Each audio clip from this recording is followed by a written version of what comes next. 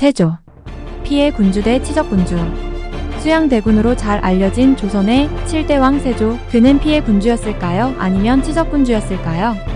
이 논쟁은 그의 생애 전반에 걸친 행적을 살펴볼 때 비로소 명확해집니다. 어린 수양대군, 학문과 무예의 조화.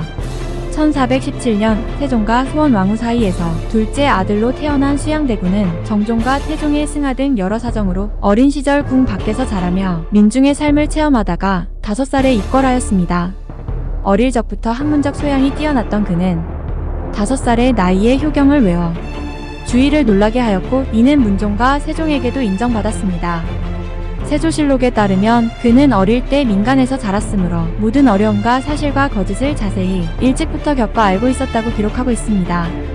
뿐만 아니라 무예에도 남다른 소질을 보였던 그는 13살의 나이에 활쏘기 대회에서 쏜 7발의 화살이 모두 사슴의 목을 관통시켜 모두를 감탄하게 했습니다. 이렇듯 일찍부터 무인의 기질이 뛰어났던 그는 항상 활과 화살을 가지고 다녔고 매사냥을 좋아했습니다. 세종의 교육. 세종은 세자를 제외한 자식들은 각자의 재능을 키울 수 있도록 적극적으로 노력했고, 그 덕분에 자녀들은 모두 걸출한 능력을 발휘할 수 있었는데, 특히 불같은 성격의 수양대군을 차분하게 만들기 위해 노력했습니다. 이러한 세종의 뜻에 따라 수양대군은 느긋한 마음을 갖기 위해 품이 넓은 옷을 입고 천천히 생각하려 노력했고, 세종은 단점을 극복해 장점으로 승화하려는 이러한 수양대군의 노력을 칭찬하며 너같이 용맹하고 날렵하고 적극적인 성격은 옷을 넉넉하게 입는 것이 옳다고 하였습니다. 수양대군의 혼인과 가족관계. 수양대군의 혼인. 1428년 12살의 수양대군은 11세의 정의왕후와 혼인했습니다. 이 혼인은 당시 풍습과는 달리 신부가 연하였는데 여기에는 특별한 이야기가 있습니다. 혼담 이야기가 오갔을 때 원래는 언니의 혼사였던 것을 가로챘다는 것입니다. 그 당시에는 상궁들이 감찰각시가 되어 신부감이나 신랑감을 택하던 시절로 정의왕후의 집에서 감찰각시가 이지부인과 정의왕후의 언니를 함께 만나고 있을 때 정의왕후가 들어왔고, 이때 감찰각시의 눈에 들어 수양대군과 정혼하게 되었던 것입니다. 이렇게 혼인한 두 사람은 서로를 존중하고 신뢰하며 정치적 동반자로서 함께 했습니다. 정의왕후는 수양대군의 정치적 야망을 이해하고 지지했으며 세조로 왕위에 오른 후에도 중요한 조언자로서 역할을 했습니다. 수양대군의 가족관계. 수양대군과 정의왕후는 이남일녀를 두었고, 장남 의경세자가 요절한 후 차남이 조선의 8대 왕 예종으로 즉위했습니다. 계유정난 피해 군주 탄생. 1453년 수양대군은 권력을 잡기 위해 계유정난을 일으켰습니다.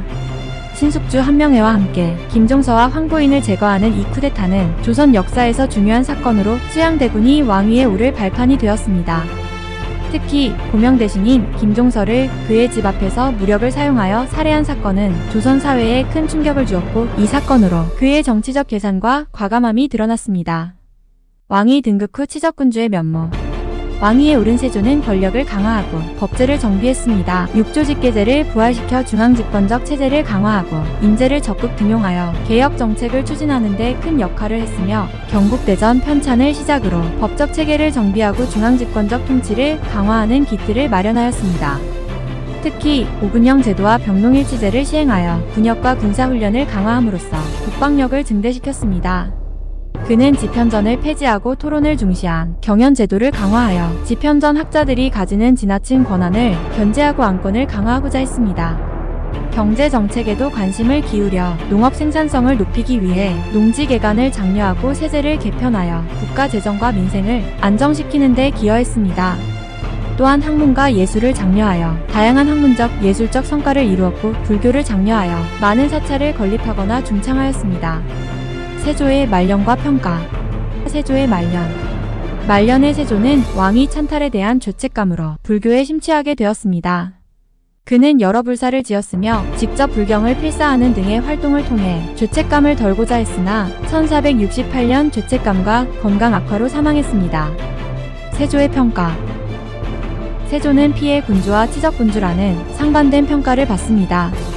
왕위 찬탈 과정에서 많은 피를 불렀지만 법제 정비와 군사개혁, 경제 안정 등 많은 치적을 남겼기 때문입니다. 이러한 그의 생애는 피해 군주와 치적군주의 경계를 넘나드는 복잡한 인물로서 후대에 기억되고 있습니다.